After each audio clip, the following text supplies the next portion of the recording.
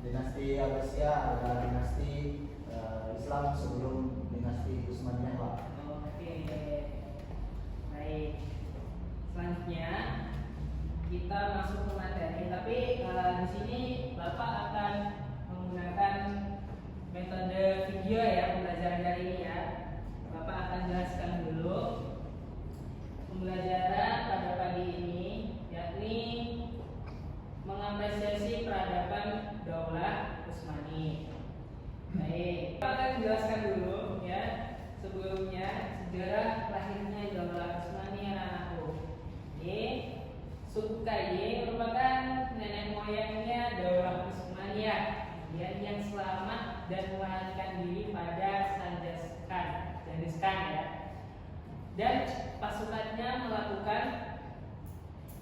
selanjutnya melakukan penyerangan di bawah kepemimpinan Sulaiman.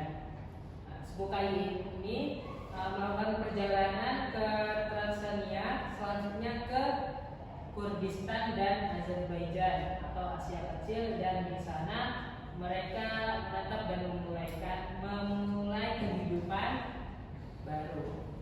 Oke, anak-anakku, Bapak di sini akan menampilkan suatu video ya. Silakan diperhatikan dengan seksama. Oke, silakan perhatikan video tersebut ya teman-teman, anak-anak, tentang sejarah Utsmani.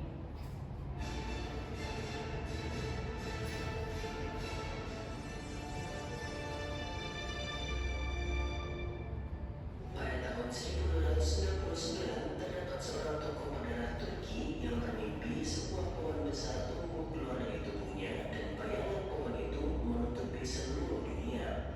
Tokoh ini bernama Osman Gazi, anak dari Ertugrul Gazi, dan atas bantuan dari penerusnya, mimpinya ini menjadi nyata dan mereka berhasil membuat dinasti yang sangat besar dan sangat kuat di Anatolia saat itu. Kata Ottoman atau Turki Utsmani sendiri berasal dari nama pendirinya, yaitu Osman Gazi. Ia adalah pemimpin pertama yang bermimpi untuk membuat dinasti Turki Utsmani dan membawa ajaran agama Islam serta menegakkan keadilan di seluruh dunia. Dalam video kali ini, kita akan membahas tentang peristiwa-peristiwa penting yang terjadi dalam sejarah Turki Utsmani dari awal mula masa kebangkitan hingga berakhir dan dihapusnya dinasti Turki Utsmani dari muka bumi ini.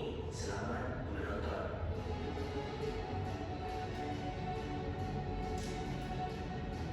Sejarah Turki Utsmani berasal dari Osman Gazi, pemimpin dinasti Turki Utsmani pertama pada tahun 1299. Ia adalah pemimpin bangsa Turki di Anatolia yang kemudian mendirikan pemerintahan resmi dan memberikan identitas Turki Utsmani kepada bangsa Turki. Osman Gazi dan anaknya mulai menguasai wilayah-wilayah di sekitarnya dan memperluas kekuasaannya sampai ke bagian barat wilayah Bursa dan akhirnya menguasai kota Bursa pada tahun 1326. Bursa menjadi pusat pemerintahan dinasti Turki Utsmani. Di saat yang sama, Romawi kehilangan kontrolnya terhadap tanah Anatolia di bagian barat laut. Turki Utsmani melanjutkan ekspansinya dan menemukan wilayah-wilayah penting seperti Thessalonika milik bangsa Venesia pada tahun 1387. Kemudian pada tahun 1389 mereka berhasil menaklukkan Kosovo yang kemudian berefek menghentikan kekuasaan bangsa Siberia di wilayah tersebut. Hal itu membuat Turki Utsmani dapat masuk ke wilayah Eropa. Waktu itu dalam rangka menghentikan ekspansi bangsa Turki ke Eropa terjadi peperangan Nikopolis pada tahun 1396. Namun Turki Utsmani berhasil memenangkan perang besar itu.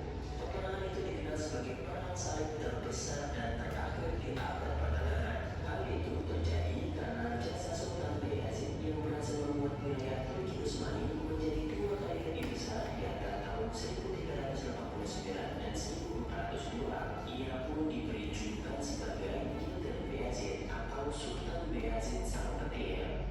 Sayang sekali, Sultan Bayezid belum bisa menentukan wilayah dinasti Turki Utsmani secara keseluruhan karena belum menguasai kota Konstantinopel. Beberapa masa kemudian terjadi peperangan antara Sultan Bayezid dan Sultan Timur. Namun Sultan Bayezid kalah perang dan ditawan oleh Sultan Timur. Hal ini kemudian memicu perang saudara pertama dan satu-satunya dalam sejarah Turki Utsmani di kurun waktu 600 tahun terakhir. Hal ini terjadi karena setelah perang tersebut, anak Sultan Bayezid ingin mengambil kembali tahta dinasti Turki Utsmani. Kemudian kekacauan pada waktu itu berhasil diledakkan dan diakhiri oleh Sultan Mehmed pertama dan mengembalikan kekuatan Turki Utsmani seperti semula.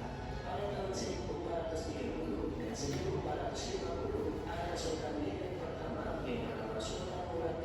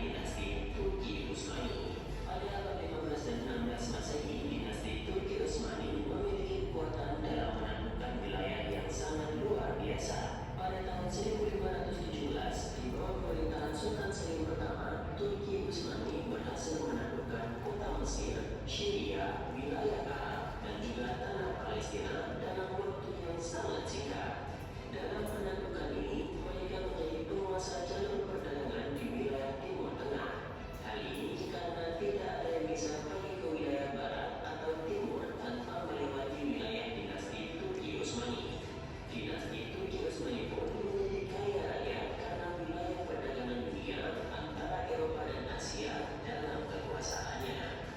Kapal perang Turki Utsmani juga menjadi andil yang sangat besar dalam memperluas dan mempertahankan wilayah perdagangan laut, seperti kompetisi mereka dengan Italia di wilayah perairan Laut Hitam dan Laut Mediterania, serta dengan Portugis di wilayah Laut Merah dan Samudra Hindia. Selama pemerintahan Sultan Sulaiman Al-Kanuni yang berkuasa pada tahun 1520 sampai 1566, Turki Utsmani mencapai puncak kekuasaan dan dominasinya di seluruh dunia. Sultan Sulaiman Al-Kanuni merupakan suksesor dari Sultan Selim pertama dan membuat banyak sekali pengaruh dalam sejarah Turki Utsmani. Salah satunya, Sultan Sulaiman Al-Kanuni membuat peraturan hukum dan peradilan yang sangat efisien sehingga setiap orang mendapatkan hak dan keadilannya di masa itu. Setelah memenangkan pertempuran Mohawks pada tahun 1526, Sultan Sulaiman Al-Kanuni kemudian membangun dinasti Turki Utsmani di wilayah Hungaria saat ini dan wilayah Eropa Tengah. Ia juga melakukan penaklukan Baghdad dari orang Persia dan mengendalikan wilayah Mesopotamia serta membangun kapal perang di Teluk Persia. Waktu itu jumlah penduduk Turki Utsmani diperkirakan sekitar 15 juta orang sampai akhir kekuasaan Sultan Sulaiman Al-Kanuni.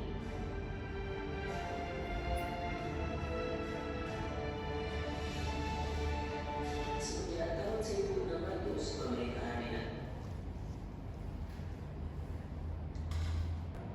Oke, baik. Anak-anak, setelah anak-anak melihat video yang telah Bapak tampilkan, Bapak akan memberikan tugas buat anak-anak untuk membuat tabel bangga tentang Daulah Utsmaniyah dan penjelasannya. Oke, ini Bapak akan berikan menjadi 2 kelompok ya. Menjadi 2 kelompok, silakan diambil ya. Bagian kelompoknya di mana, Pak? Ya, dari kelompok ini saja. Dari tengah ini kelompok 1, kemudian ini kelompok 2. Silakan. Ya,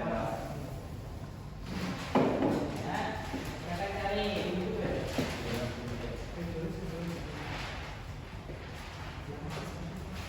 Tidurnya mana, Pak? Tidur berapa?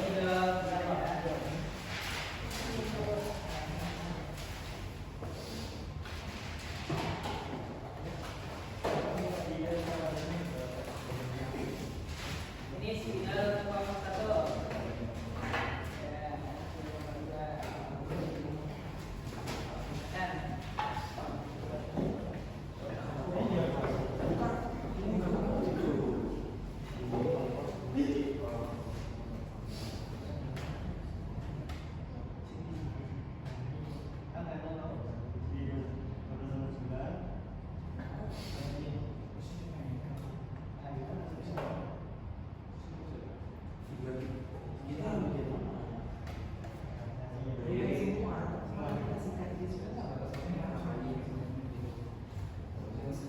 ya, Bapak beri waktu 5 menit ya dari sekarang. Oke, akan dikerjakan dengan rutin. Maaf, Pak. Tadi tugasnya apa ya?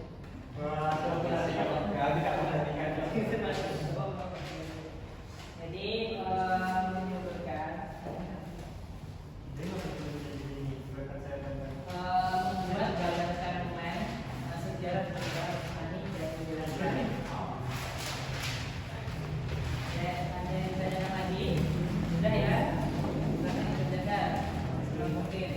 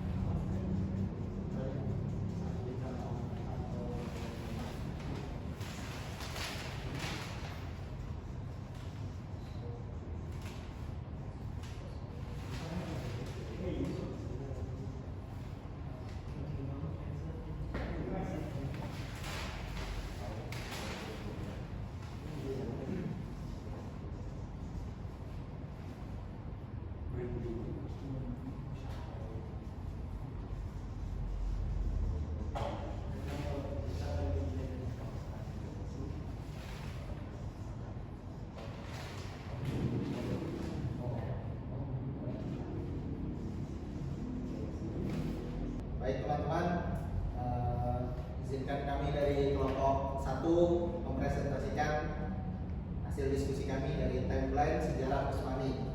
Yang pertama pada 12-19 Masehi, Utsmani didirikan oleh Osman Ghazi dengan wilayah kekuasaan di Sohut. Kemudian pada 1326 Masehi, di bawah Barkan Ghazi melakukan penaklukan kota Bursa dan jadi ibu kota pertama. Kemudian pada tahun 1453 Masehi dipimpin oleh Sultan Al-Fatih, Turki Utsmani menaklukkan kota Konstantinopel dan menjadi tanda akhirnya Kekaisaran Romawi Timur. Kemudian pada 1520 Masehi sampai 1566 Masehi, masa kejayaan Daulah Utsmani di bawah kepemimpinan Sultan Sulaiman Al-Qauni, yang mana wilayahnya meliputi 3 benua. Yang pertama Afrika Utara, Timur Tengah, dan Eropa. Kemudian pada 1700 Masehi adalah masa kemunduran Turki Utsmani. Disebabkan pemimpin yang mulai melemah kekuatannya baik dari internal maupun eksternal. Kemudian pada tahun 1839 Masehi sampai 1876 Masehi, era reformasi besar, upaya rakyat untuk menyelamatkan kekaisaran dari kebangkrutan dengan cara modernisasi dan pembaruan ketatanegaraan. Mungkin itu saja yang bisa kami sampaikan. Wassalamualaikum warahmatullahi wabarakatuh.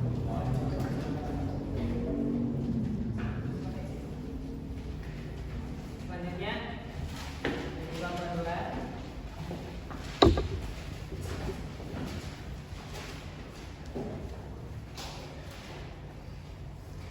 Kami dari Komando 2 akan menyampaikan hasil diskusi kami tentang Daulah Utsmani. Masa ekspansi yang utama dimulai dari 1299 sampai 1453. Tahun 1299, Osman I mendirikan kesalahan setelah memisahkan diri dari dinasti Seljuk yang lemah. Kemudian pada tahun 1326, Orhan menaklukkan Bursa, dan tahun 1399 ibu kota Bursa dipindahkan ke Edirne. Pada tahun 1453, Sultan Mehmed II menaklukkan Konstantinopel.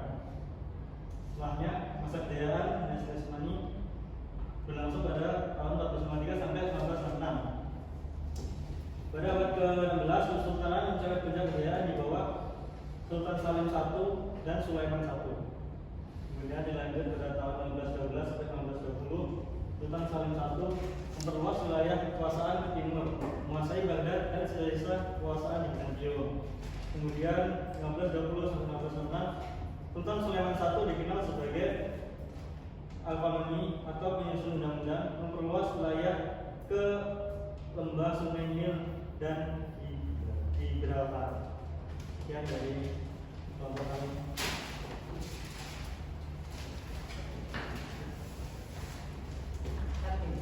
Mari kita beri kampus dulu buat teman-teman kita ya.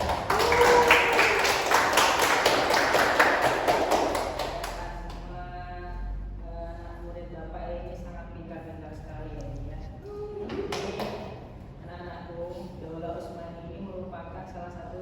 kerajaan Islam terbesar dan terlama ya, sekitar 600 tahun memimpin kerajaan tersebut. Jadi berdirinya dari tahun berapa tadi? 12 hingga 1922. Kerajaan ini bermula dari Sungai yang saya jelaskan tadi, dua kepemimpinan Sultan I, lalu berkembang menjadi kekuatan besar yang menguasai wilayah Asia, Afrika dan Eropa. Pada masa awal, Utsmani ini berkembang melalui kepemimpinan tokoh-tokoh kuat seperti Orhan, siapa lagi tadi? Murad I, kemudian Bayezid I ya. Kemudian bangkit kembali setelah krisis pada masa Muhammad I. Nah, puncak kejayaan dicapai pada masa Muhammad Al-Fatih ya. Jadi puncak kejayaan ini di masa Muhammad Al-Fatih dengan melakukan Konstantinopel pada tahun 1453, dan pada masa Sulaiman Al-Quruni tahun 1520 hingga 1566 yang membawa Utsmani menjadi kekuatan terkuat di dunia. Seperti itu anak-anakku. Utsman ini tidak hanya berjaya dalam militer, ya anak, tetapi juga dalam ilmu pengetahuan, kemudian arsitektur, hukum, dan administrasi. Ya, melahirkan ilmuwan seperti Al-Qusji, kemudian Taqi al-Din, ya, ada juga Sobunchoglu. Ya. Namun sejak abad ke-17, Utsmani mulai mengalami kemunduran akibat lemahnya pemimpin yang korupsi, ya, tekanan Eropa dan kekalahan perang. Upaya reformasi seperti Tanzimat tahun 1839 sampai lama-lama tidak mampu mencegah kejatuhan total. Akhirnya pada tahun 1992 sistem khilafah resmi dihapus, ya, menandai runtuhnya Daulah Utsmani setelah 624 tahun berkuasa. Baik anak-anak, seperti itulah pada pembelajaran pada kelas kali ini ya tentang sejarah Daulah Utsmani dan perkembangannya. Oke anak-anak, sebelum kita mengakhiri pembelajaran ini, Bapak mau menanyakan dulu kepada anak sekalian. Siapa sih tokoh-tokoh yang berpengaruh pada Daulah Utsmani? Siapa? Oh Mas Arya. Satu. Siapa? Ada Osman I, Pak. Osman I. Terus yang kedua Muhammad Al-Fatih. Muhammad Al-Fatih ya. Terus yang ketiga Sulaiman Al-Qaumi. Pintar sekali. Baik, tepuk tangan buat. Yang lagi ada sebutkan nilai-nilai yang mengandung ya, nilai-nilai yang terdapat dalam Osman I. Berapa? Yang pertama adalah kekuatan militer. Wah, iya benar. Kemudian Kekuatan dengan disiplin militer, persatuan suku Turki, dan strategi pemerintahan yang adil. Oke, baik. Ya, itulah nilai-nilai yang bisa kita dapat dari Daulah Utsmani ya. Oke, baik. Anak-anakku, dikarenakan memang sudah selesai, Bapak mengucapkan terima kasih buat